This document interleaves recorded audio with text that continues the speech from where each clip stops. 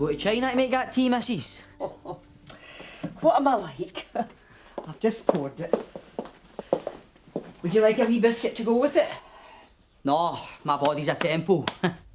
1 or 2? Just the 2 and 3 sugars in the tea, please. Brilliant. Should have that bedroom finished today. Good. It's like sleeping in Jurassic Park. So the dinosaurs and flying elephants weren't your idea then? No, I've just moved in. I think their children slept in it. So is that why you moved? Yeah, I was forced to downsize. Sorry for your loss.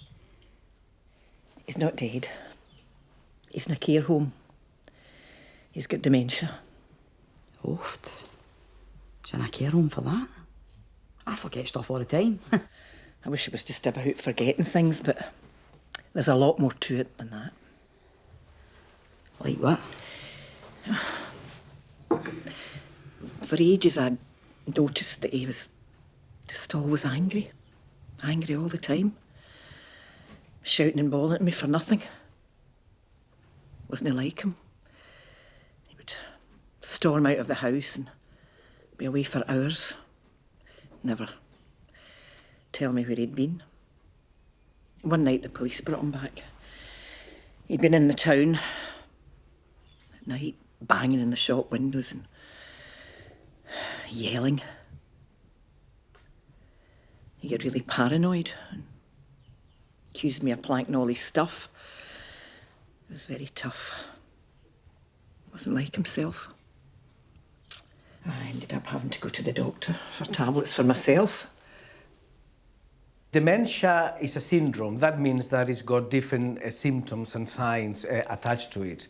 It's an umbrella term, and that means that it covers many different conditions, but there are things that are common to all of them.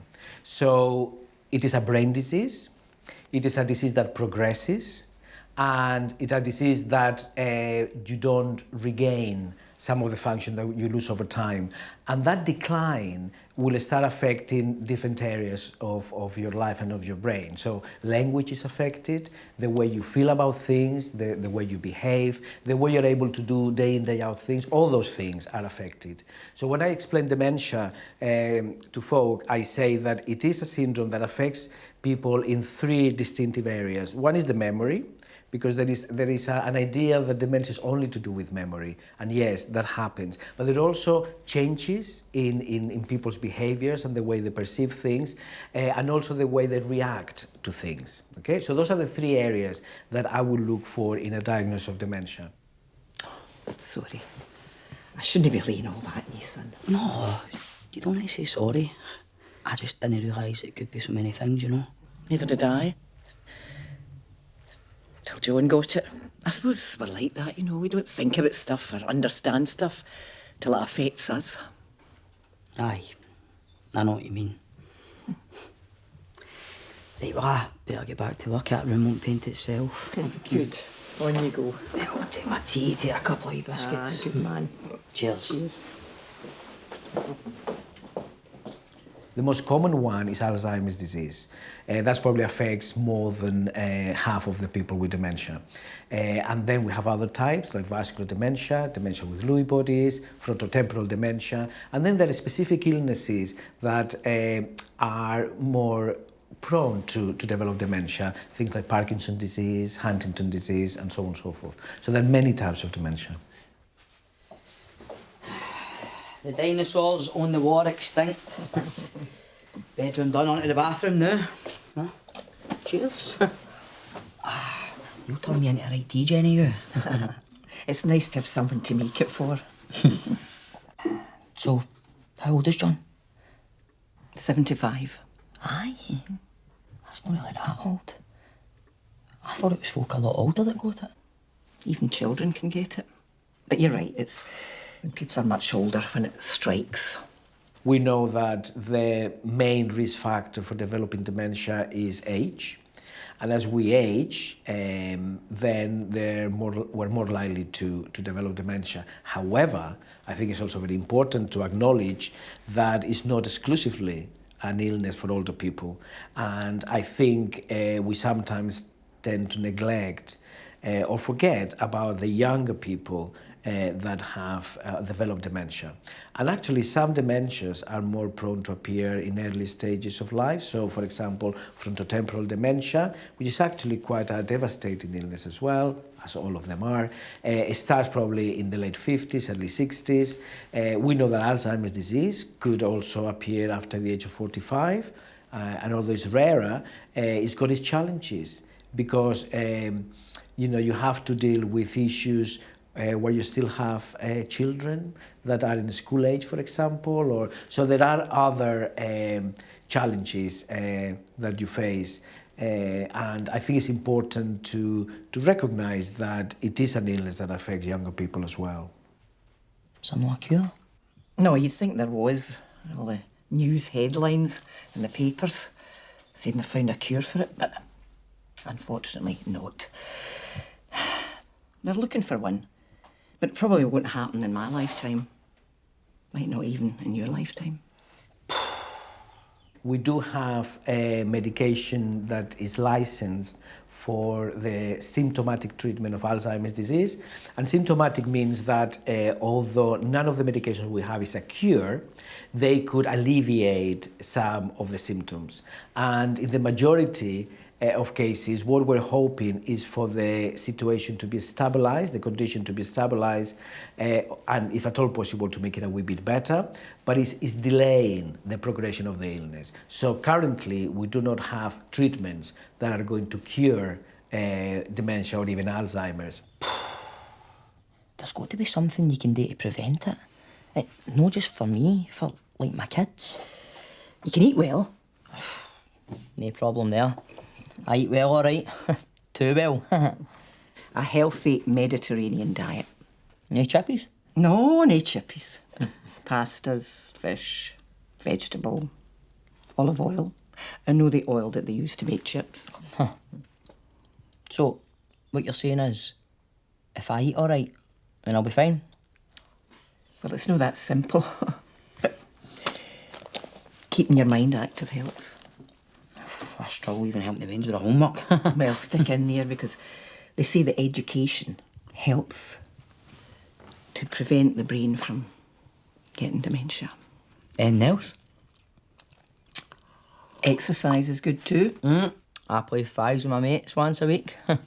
That's good, but just be careful of tackling and heading the ball. Aye, I seen something about that. Like, a lot of former players were going public about it. Like, former World Cup winners and all that.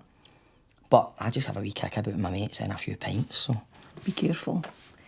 Drinking can cause it as well. Well, just as well I'm a one-can Dan. Right, I better get back. Sure thing. Thanks again for the tea and that. Cheers. Thanks. I sometimes hear old people say, I would rather die than go in a care home. And I have to say to them, well, I'm really sorry. Legally, I can't fix that for you. I can't arrange your death. But if you want to die without having to go into a care home, there are lots of things you can do to keep yourself well and to avoid it. So if you eat well and take exercise and follow your doctor's orders and take your medication, then the chances of having to go to a care home are reduced, or it's something that will happen later. So that's an alternative to the desperation that people have that will drive them to do things that will stop them ever having to go to a care home.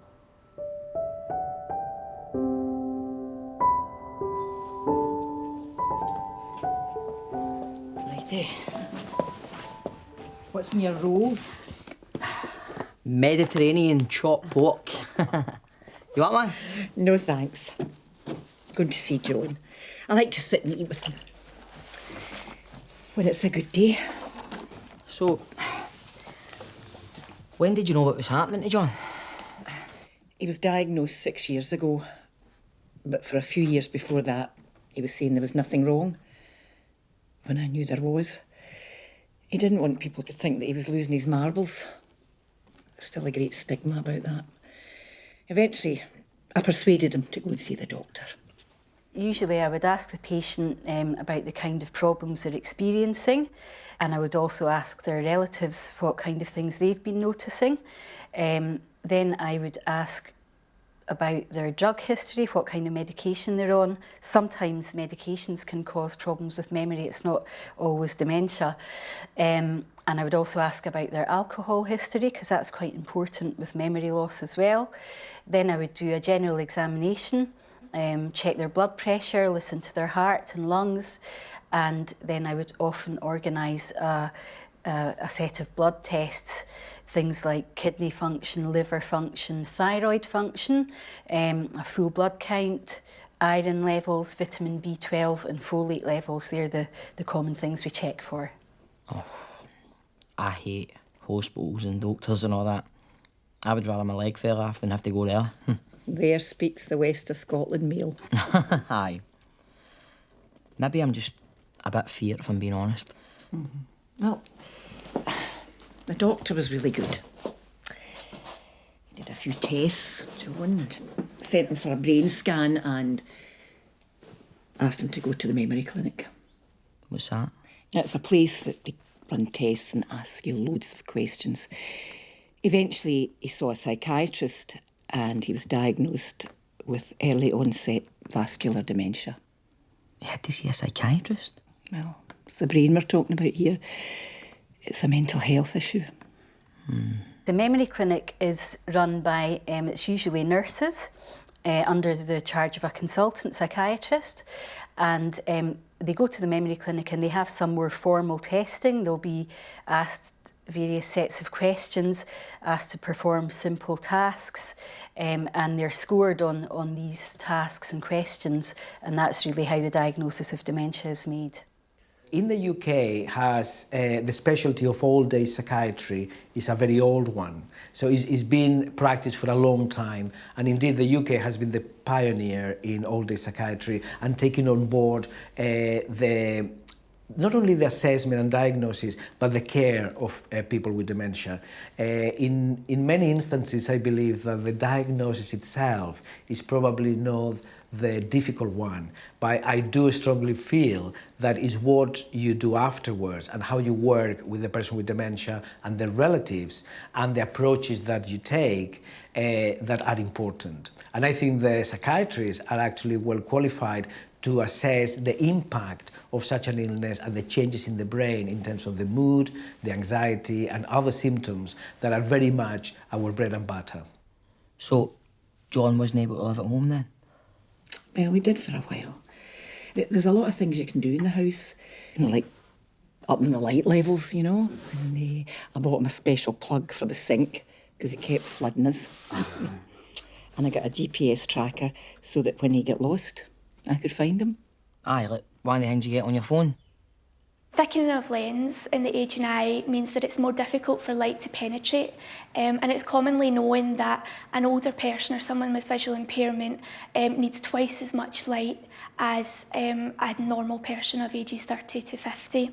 Increasing both artificial and natural light will help assist people in their daily tasks, make it more safe for them, as well as help prevent trips and falls in and around the house. In bedrooms, you would typically be looking for a light level of around 150 lux, which isn't too bright necessarily, but then if you move into the kitchen space where somebody is preparing food in the worktop, you'd be looking to increase these light levels up to about 600 lux. This doesn't necessarily need to be through ceiling lights, it could be under curtain lighting and things like that. It's also important to increase natural light levels in the home as well.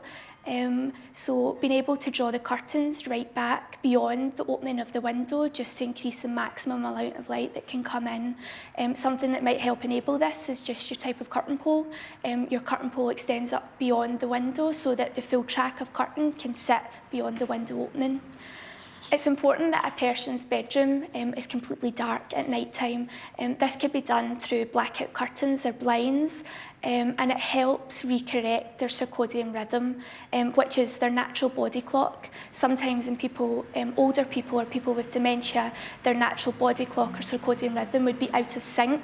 So any small adaptations that you can make to the space to encourage the recorrection of this may be beneficial. So if small changes and adaptations are being made in and around the house, the living space, the bedroom space for somebody with visual impairments or dementia, it's also highly worth considering bathroom adaptations as well. Again, we cannot emphasise enough that it is individual needs that need to be assessed. So albeit there may not always be problems with the existing bathroom, there may not be problems with incontinence. It's also worth considering future-proofing that environment for people with visual impairments and dementia. So all of these adaptations and recommendations that we've noted, and that noted within Stirling University's dementia guidance as well, is all striving towards keeping people at home longer and in their own environment for as long as possible. Eventually I had to go into care. Oh, I'm glad he's got you. Thank you. And I'm glad I've still got him. I'd better get off, okay? Oh, I'll have your bathroom finished by the time you get back. Thank you. See you later. See you later.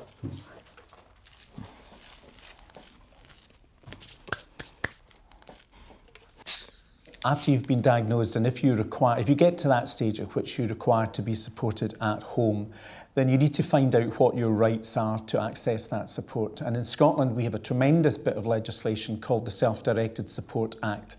And that means that once you identify as yourself or your family member as being in need of services, you have the right to have undertaken on your behalf an outcomes-focused assessment. Now, what that jargon means is that it's the duty of the social work department, social worker, to carry out an assessment, not just on your health needs, but on the needs which will enable you to remain part of your family, of your community, and to continue to grow and achieve until the end of your life. Because a diagnosis of dementia is not the end of life, it's a beginning of a different stage. And there will be still things that you want to do, places that you want to go to, people that you want to experience, and relationships that you want to start. So after that assessment process, you should then be informed about whether or not you meet what's called the eligibility criteria of the local authority area. In other words, do you meet the level at which you can receive care and support? And if you do, then you should be told what the budget is for your care and support. And you should then have the freedom to, from a list of local providers, choose that care and support. Now, sadly, despite this brilliant piece of legislation, things are not working as they should be for lots of different reasons. We still have a postcode lottery of individuals who up and down Scotland will experience different standards and level of assessment and of budget allocation. But once you do get your budget and once you do purchase your home care support, it's very important that you make sure that in your discussions with the provider that what you want and what you need is what is delivered. There isn't an SDS route and an alternative route. The only way in which social care should be delivered in Scotland is through the Self-Directed Support Act, and that's been the law since 2014. So there are different options. Option one, you can use a direct payment to purchase the care and support yourself. 2, you can choose a provider over whom you have choice to manage the care and support. 3, you can let the local authority predominantly choose that care and support. And the 4th option is what I call the Woolworths option. It's a pick and a mix. Right. How was Johnny today? We had a good day. We managed a wee walk in the garden. Got some fresh air. Oh, that's good. What's the place like he's in? It's a nice place. We had to go and see a lot of them though and get ourselves on the waiting list. Aye, I've heard some horror stories. How do you know to pick the right one? Well, it's partly instinct and partly information. I think the first advice I would give is try and be as prepared as you can be. So don't wait until often the very stressful moment at which a decision has been made that your relative has to move into residential or nursing care. So be as prepared as possible. So some of the things I think you should be aware of is decide first of all where you want yourself as somebody living with dementia or your relative to go. So think about things about trying to make the care home choices a location which is as close to family as possible, as close to the community of friends and acquaintances as possible. And then do some research through the local websites, for instance, the Care Inspectorate website and Care UK website, to find out what are the care homes that are available in your area. Look at inspection reports, look at comments which people have made about the local care home, and also talk to your friends, because many of us will have experience of having a relative living in a local care home. So talk to people. Obviously take things with a little bit of a pinch of salt, because we're all unique, we're all different.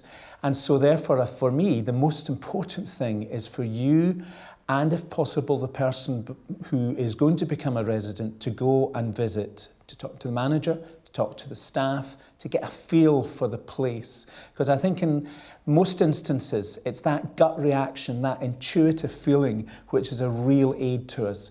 But for me, be prepared, do your homework and talk. And if people aren't prepared to answer your questions, then I think you need to consider whether this is the care home for you. When someone goes to a care home, that's often where they're going to stay for the rest of their life until they die. And so when someone you love is going to a care home, there might be some questions that are uncomfortable to ask, but it's quite useful to ask when you're choosing a care home. So you would say, if the person is coming towards the end of their life, will I be able to visit them at any time that I want? Will I be able to perhaps even stay in their room overnight and be with them and hold their hand and be with them all the time? These are important things for people, and so it's worth asking about them at an early stage before it's necessary. Here you go. I had to sell our house to pay for the fees. That's why I'm here. What? Does the NHS not pay for that? Not at all. Sometimes the councils might. Depends on how much you have. It's means tested. But you can do something to protect yourself and your family and protect your savings. It's never too early to start making plans. You just don't know what's going to happen by the time you get to needing care and being old. I'll bear that in mind. Please do. Hang on a minute.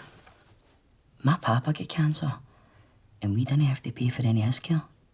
Exactly. All you have to pay for is the hospital car park. And you can potentially survive cancer. Once you've got dementia, you've got it. It should be classed as a terminal illness. I never thought of that.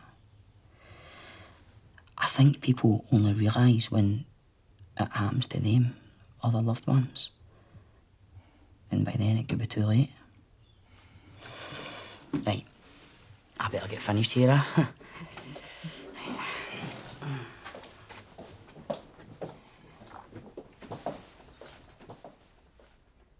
One of the big differences between dementia and other health conditions that someone might have, like cancer or heart disease, is that in dementia, a lot of the care is provided in a care home, and you may have to pay for that yourself. How much you have to pay depends on your resources, and people may have to sell their house or they may have to use their savings to pay for care home care. So one of the things you might also do at the point of diagnosis is to go and see an independent financial advisor and ask them what you can do to make sure that you've got enough resources to look after yourself properly. Of course, the local authority will pay for your care, but the thing about organising your money means is that you have more choice and you know more about what's going to happen with your resources.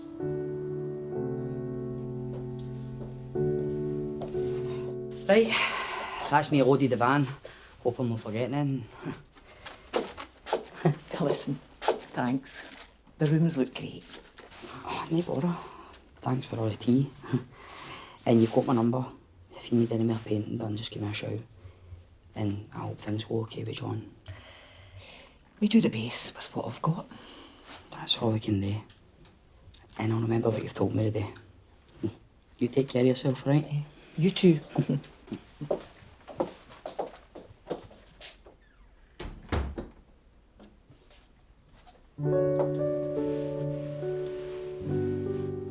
People who've experienced diagnosis sometimes tell me that they were given far too much information straight away and they couldn't cope with it.